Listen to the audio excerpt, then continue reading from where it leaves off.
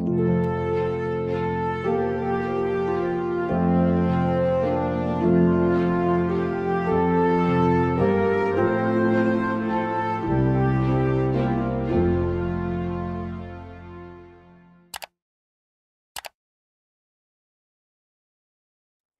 saludo muy grande para cada uno de ustedes, mis amigos, hermanos en Cristo. Bienvenidos a un nuevo capítulo de esta serie titulada El deseado de todas las gentes a la luz de la doctrina de Dios. Seguimos analizando este hermoso libro escrito por Elena G. de White, El deseado de todas las gentes, donde estamos estudiando la vida de Cristo y subrayando y resaltando todos aquellos párrafos que nos dejen una enseñanza, especialmente cuando se refiere al conocimiento del único Dios verdadero y de su Hijo Jesucristo. El capítulo 39, que se titula Dadle de comer vosotros, o dadle vosotros de comer, seguramente ya muchos de ustedes, conocedores de la palabra de Dios, estarán adivinando a qué historia se refiere. Recordemos que Jesús con sus discípulos, en lo que habíamos leído en el capítulo pasado, se habían ido en barco cruzando el lago para buscar un poco de descanso. Habíamos aprendido cuán importante es el descanso, incluso para los que trabajan en la obra de Dios. Pero resulta que las personas tenían una tremenda hambre de Dios, y cuando Jesús no aparecía públicamente ya por unas horas o un día, se empezaban a desesperar e intentaban seguirlo. Y así fue el caso. Algunos habían visto en qué dirección había ido Jesús, entonces muchísimas personas empezaron a ir, algunos caminando, otros en barco, para ir a su búsqueda.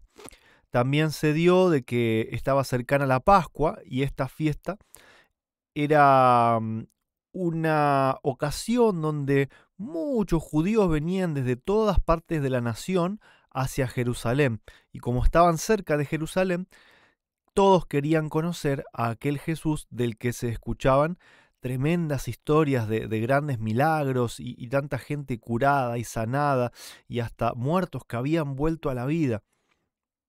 Entonces, toda esta gran multitud se empezó a agolpar a donde estaba Jesús y Jesús los miró desde un lugar alto con mucha ternura y decidió seguir trabajando. No los echó, no se fue, sino que los aceptó en su presencia y empezó a hablar, ¿no es cierto?, de sus grandes lecciones, y mientras hablaba él también sanaba.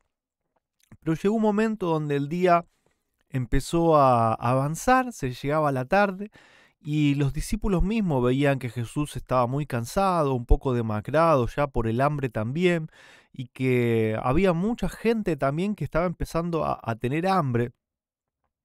Entonces acá tenemos la primera cita subrayada que nos cuenta un poquito esta escena, ¿no?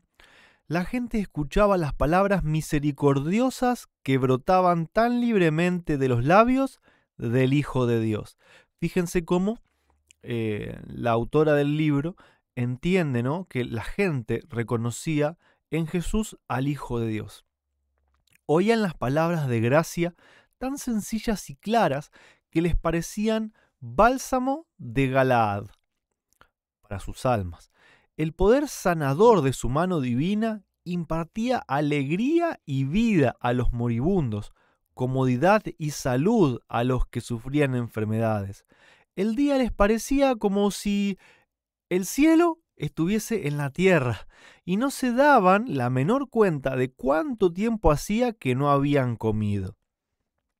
Jesús, cuando hablaba, era como si te pudiese transportar, ¿no es cierto?, a otras realidades, usando siempre ejemplos de la naturaleza y hablando con sencillez, eso que los rabinos querían hacer muy complicado para que ellos fueran los únicos capaces de poder traducirle la palabra de Dios a la gente. Y Jesús todo lo contrario, ¿no es cierto? Llevaba la palabra de Dios a la gente en un lenguaje súper sencillo en el que las personas más pobres y sin estudio podían entenderlo, ¿no es cierto? Los discípulos seguían insistiendo a Jesús que lo mejor era despedir a la gente para que tuviesen oportunidad de ir a los pueblos cercanos a comprar pan. Y empezaron otra vez esas dudas, ¿no? Esa falta de fe. Jesús les dijo: denle de comer vosotros, ustedes, ¿qué problema hay?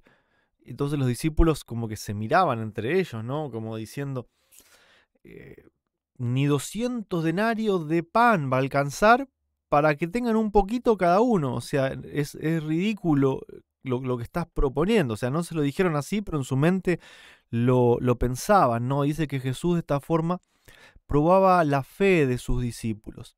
Sin embargo, Jesús puso manos a la acción, preguntó si no había comida entre la gente y uno de los discípulos dijo: sí, acá hay un niño con 5 panes de cebada y 2 peces.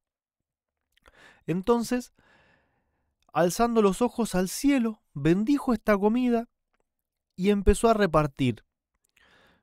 No nos explica cómo, pero yo me imagino como una especie de cesta sin fondo, ¿no? Como si empezara sacaba un pan, sacaba el otro. Sacaba un pan, sacaba el otro, sacaba un pan, sacaba el otro, sacaba peces para acá, panes, peces, y es como que nunca tenía fin, ¿no es cierto? Como el aceite de la viuda en la época de Elías.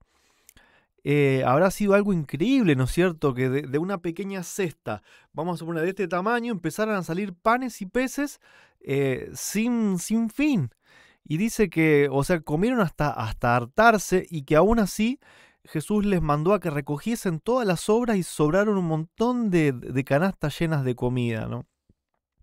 Y acá se nos deja la enseñanza, ¿no? Dice que Jesús, el que enseñaba a la gente la manera de obtener paz y felicidad, se preocupaba tanto de sus necesidades temporales como de las espirituales. La gente estaba cansada y débil. Había madres con niños en brazos y niñitos que se aferraban en sus faldas. Imagínense que tanto la Biblia como acá la autora también nos dice que se contaron 5.000 hombres sin tener en cuenta a las mujeres y los niños.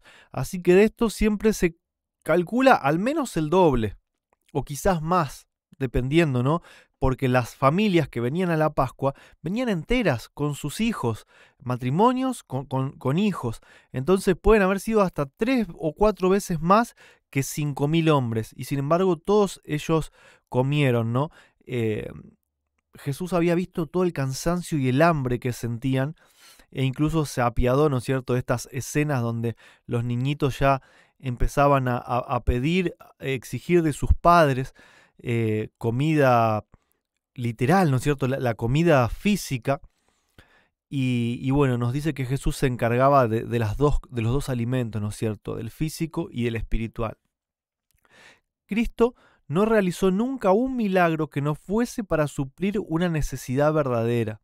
Y cada milagro era de un carácter destinado a conducir a la gente al árbol de la vida, cuyas hojas son para sanidad de las naciones. Entonces, cuando Jesús usaba su poder, era porque de verdad había una necesidad, ¿no es cierto? Cristo enseñaba a los concurrentes que las provisiones naturales que Dios hizo para el hombre habían sido pervertidas, y nunca disfrutó nadie de lujosos festines preparados para satisfacer un gusto pervertido, como esta gente disfrutó del descanso y de la comida sencilla que Jesús le proveyó tan lejos de las habitaciones o de las casas de los hombres. Dice que el pan de cebada y los peces eran la comida más típica de las personas sencillas, especialmente de los pescadores que trabajaban, ¿no es cierto?, ahí todo el día. Y esto nos da también una enseñanza. Si los hombres fuesen hoy, o sea, está hablando de nosotros, si los hombres fuesen hoy sencillos en sus costumbres y viviesen en armonía con las leyes de la naturaleza, como Adán y Eva al principio, habría abundante provisión para las necesidades de la familia humana. Habría menos necesidades imaginarias. ¿Qué significa esto? Nosotros creemos que tenemos necesidades, nosotros creemos que necesitamos tal o cual cosa. Sin embargo, vemos que a veces son necesidades imaginarias. y tendríamos de esta forma más tiempo para trabajar para Dios y no estar tan preocupados en siempre tener la comida más complicada, más compleja y en cantidades que a veces no podemos proveer. Dios les dijo al principio a Adán y Eva, ahí tienen las semillas, las frutas, de eso coman. Y nosotros hoy elaboramos tanto nuestros alimentos y tenemos que ir a comprar a grandes mercados, cosas enlatadas y en paquetes y en plásticos, cuando la naturaleza fue creada por Dios para darnos su alimento ahí donde sale, ¿no es cierto? El Salvador no ha prometido a quienes le sigan los lujos del mundo. Y por favor, presten atención a esta cita porque es una de las mejores citas que yo he encontrado hasta ahora en este libro. A nadie que trabaje para Cristo, Él le ha prometido los lujos del mundo, ¿sí? Su alimento puede ser sencillo y aún escaso. Su suerte puede hallarse limitada estrechamente por la pobreza, pero Él ha empeñado su palabra de que su necesidad será suplida y ha prometido lo que es mucho mejor que los bienes mundanales. Y acá vamos a subrayar esto, pónganlo en colores, en mayúscula, en lo que ustedes quieran. Jesús no prometió los lujos del mundo, ¿sí? Todo lo contrario, puede ser que a veces tengamos poco, ¿sí? Que tengamos necesidades, pero tenemos algo mucho mejor que los bienes mundanales: el permanente consuelo de su propia presencia. Esto es doctrina pura, hermanos. Esto es doctrina pura. Esto nos muestra qué creencia tenía la profeta de Dios acerca de quién es ese Espíritu Santo enviado del cielo para que esté con nosotros como un consolador. El permanente consuelo de su propia presencia. Cristo mismo es quien está con nosotros y sigue aliviando nuestros dolores y proveyendo nuestras necesidades reales. Impresionante esta cita, me la guardo para mí, se las comparto a ustedes y es la verdad una esperanza que se nos da de que no vamos a pasar solos y desprotegidos por esta vida, que muchas veces es difícil, ¿no es cierto? Cuando se recogieron los cestos de fragmentos, la gente se acordó de sus amigos en casa. Querían que ellos participasen del pan que Cristo había bendecido. El contenido de los canastos fue distribuido entre la ávida muchedumbre y llevado por toda la región circundante. Así también, los que estuvieron en el festín debían dar a otros el pan del cielo para satisfacer el hambre del alma. Habían de repetir lo que habían aprendido acerca de las cosas admirables de Dios. Nada había de perderse. Ni una sola palabra concerniente a su salvación eterna había de caer inútilmente al suelo. Entonces el hecho de que Jesús mandara a recoger las obras también tenía una lección espiritual, no solo literal, de desperdiciar alimento. Nos dice Cristo que cada vez que nosotros tengamos la bendición de poder acercarnos a su palabra, como por ejemplo, bueno, en este caso, a los testimonios inspirados, o a nuestro estudio de la palabra de Dios también diaria, no debe ser solo alimento para nosotros, sino también para los demás. Y por eso aprovecho para pedirte que si este trabajo, si esta serie está siendo de bendición, no olvides compartir, suscribirte, poner un me gusta, un comentario, no por una cuestión que tenga que ver con un orgullo mío, sino que las redes sociales funcionan de esta manera, ¿no?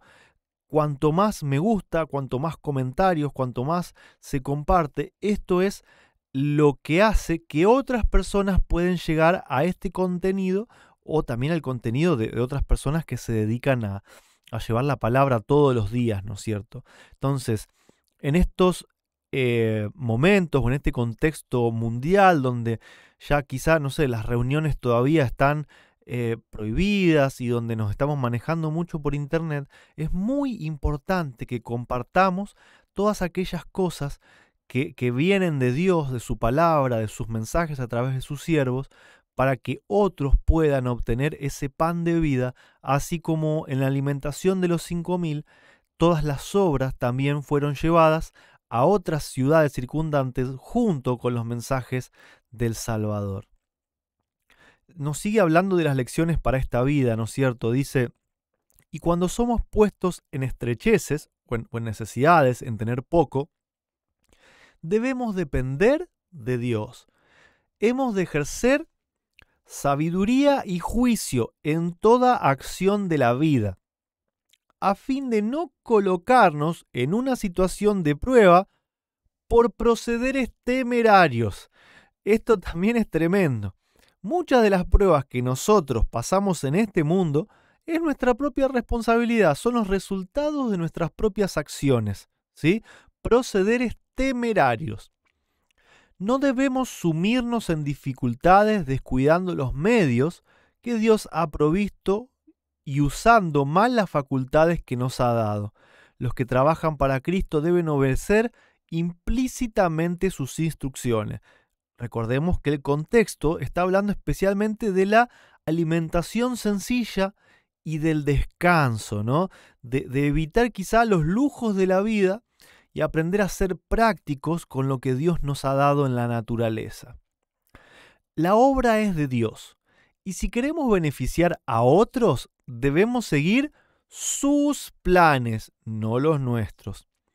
No puede hacerse del yo un centro. El yo no puede recibir honra. Si hacemos planes según nuestras propias ideas, el Señor nos abandonará a nuestros propios errores. Pero cuando después de seguir sus indicaciones somos puestos en estrecheces, nos librará. Siempre y cuando sigamos los planes del Señor, Él nos va a sacar de la pobreza, de la estrechez y nos va a dar lo que necesitemos. Pero cuando seguimos sus planes, no los nuestros. Cuando hacemos lo nuestro, Dios nos puede abandonar y dejarnos que suframos la consecuencia de nuestras propias acciones temerarias. No hemos de renunciar a la lucha desalentados, sino que en toda emergencia hemos de procurar la ayuda de aquel que tiene recursos infinitos a su disposición. Voy a resaltar esto con el color del Espíritu de Cristo. Recuerden que las citas subrayadas en turquesa nos hablan del Espíritu Santo, ¿no? Jesús mismo es aquel que tiene los recursos infinitos para poner a nuestra disposición. Con frecuencia estaremos rodeados de circunstancias penosas y entonces con la más plena confianza debemos depender de Dios y Él guardará a toda alma puesta en perplejidad por tratar de andar en el camino del Señor.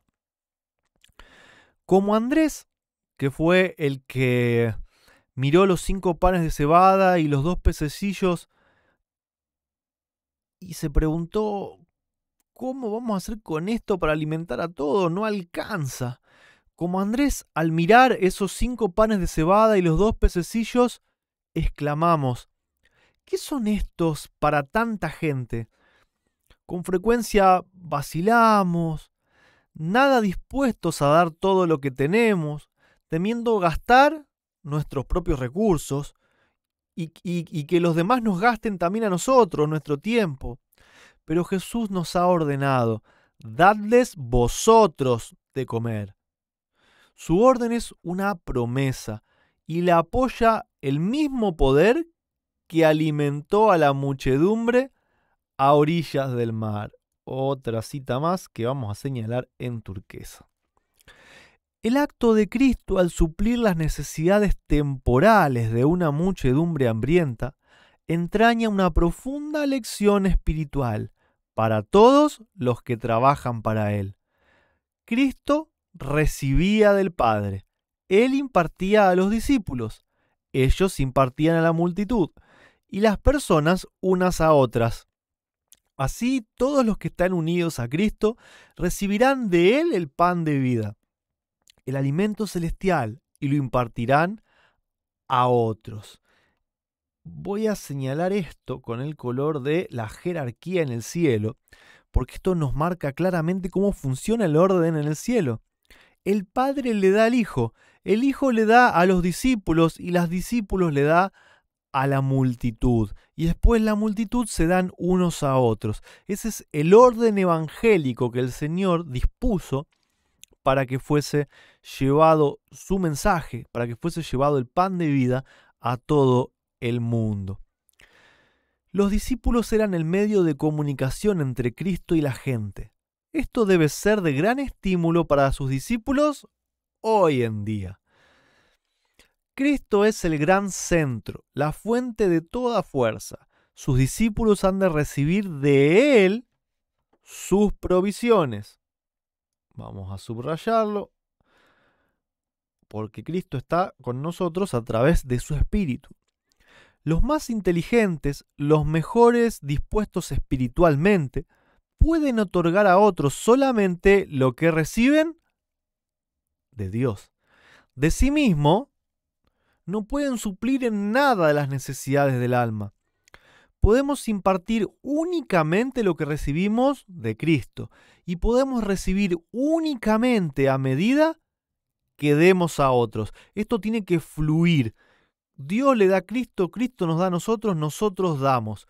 Si esto no fluye constantemente y yo me guardo solamente para mí, lo que viene de arriba deja de venir. Así funciona. La obra es de Dios, esto debemos entenderlo. No tenemos derecho a adueñarnos de la obra, ¿sí?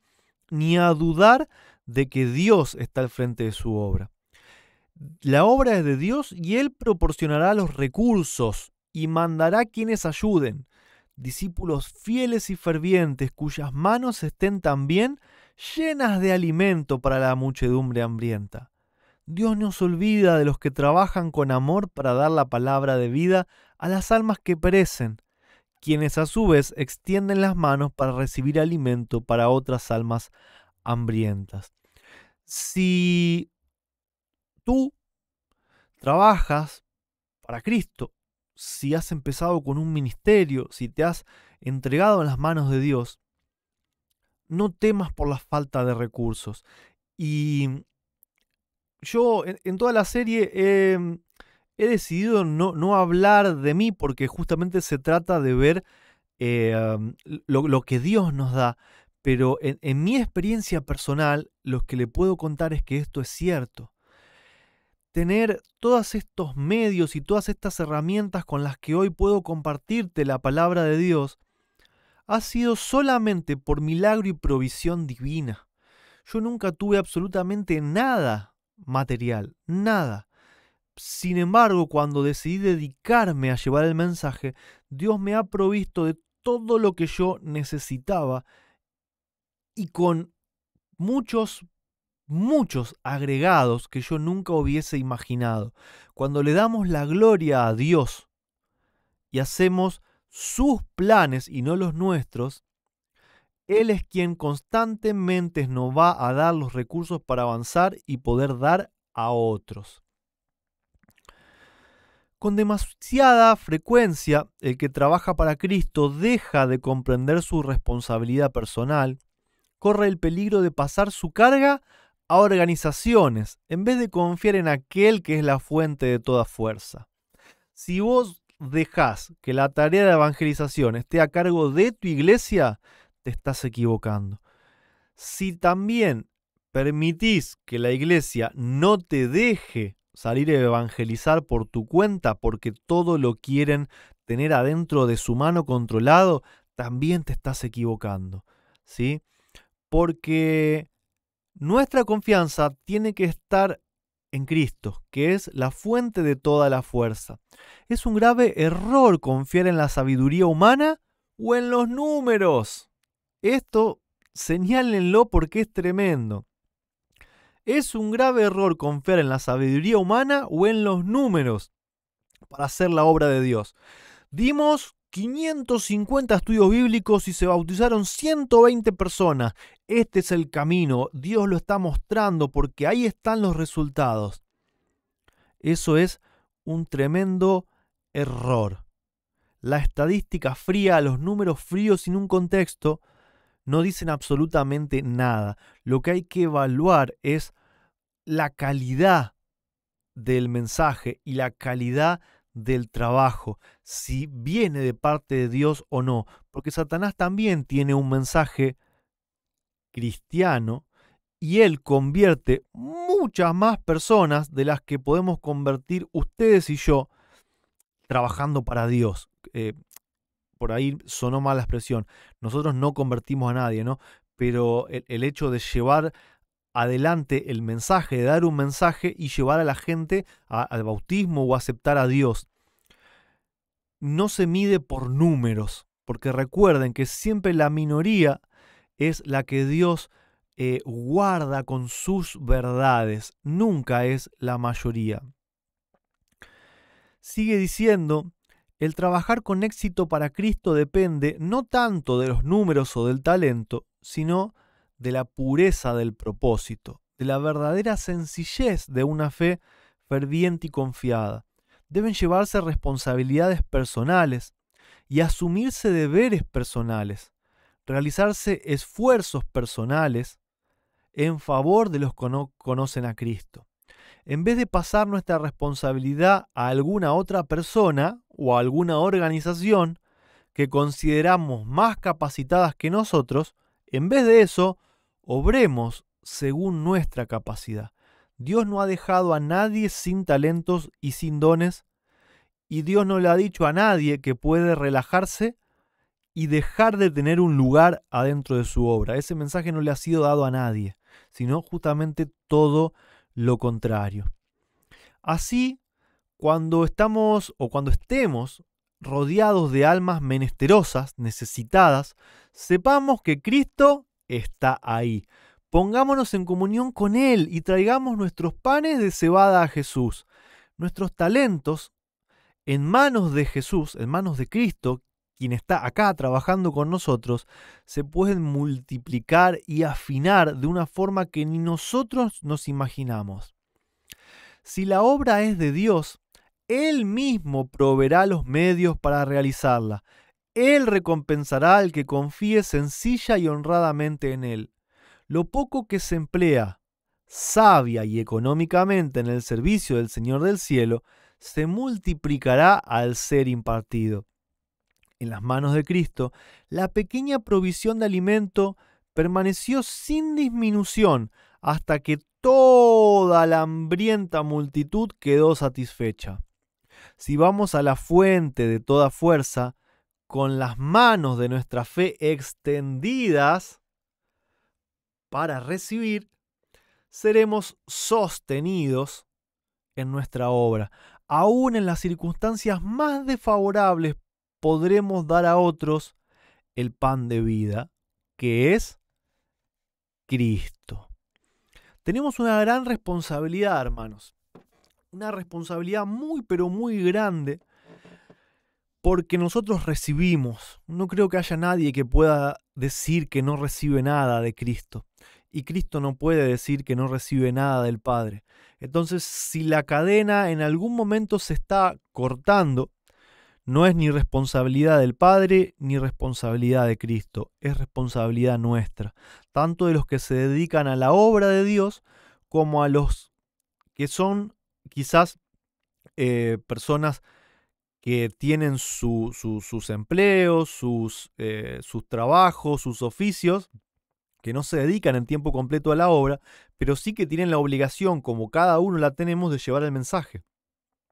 Recuerden que hasta los de la propia muchedumbre de los 5.000 tuvieron el deber de llevarle comida física y espiritual a todas las regiones circundantes. Por más pequeños que podamos parecer dentro del pueblo de Dios, tenemos una obra que hacer, una responsabilidad y un compromiso aceptado cuando decidimos seguir a Dios. Así que, hermanos, pongamos en oración para que Dios nos conteste qué es lo que cada uno de nosotros debe hacer, con quién, cuándo, dónde, y empecemos a actuar. Jesús ordenó, dadle de comer vosotros.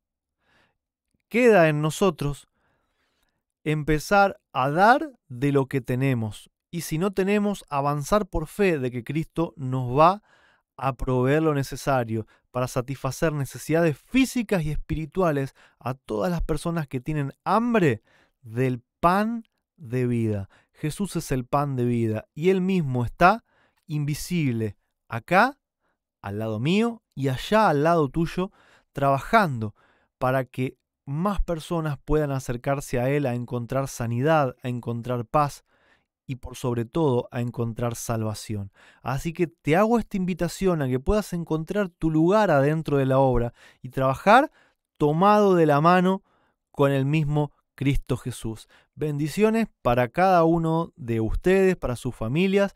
Nos vemos en el próximo capítulo y no se olviden de que si este trabajo es una bendición para ustedes, compártanlo con otras personas, así como los 5.000 también fueron a compartir el pan de vida a todos sus familiares y amigos. Hasta la próxima, mis hermanos.